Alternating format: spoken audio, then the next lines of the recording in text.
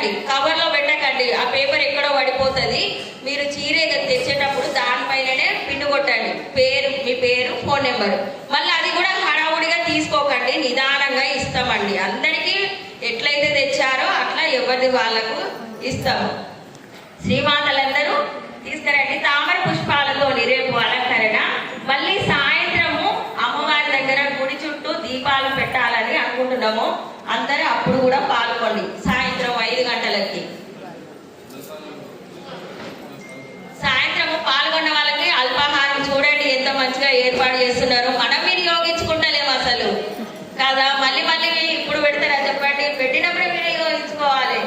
ఎప్పుడు ఉండే పనులే కదా మనకు. ఇంత 3 కోట్లు పెట్టినప్పుడు ఎంత శక్తి ఉంటే చెప్పండి. ఒక్కరం చేస్తే ఉంటది, ఇది మనది. సామూహికంగా చేస్తేనే ఉంటది. మళ్ళీ చెప్తున్నామని కాదండి. మీరు కుంకుమ వేసేటప్పుడు ఓం శ్రీ మాత్రే నమః అంతేనండి, పెద్దగా లేదు. నామం కూడా వేస్తూ వెయ్యండి అంతే, నామం అనుకుంటూ వెయ్యండి. జై శ్రీమాత.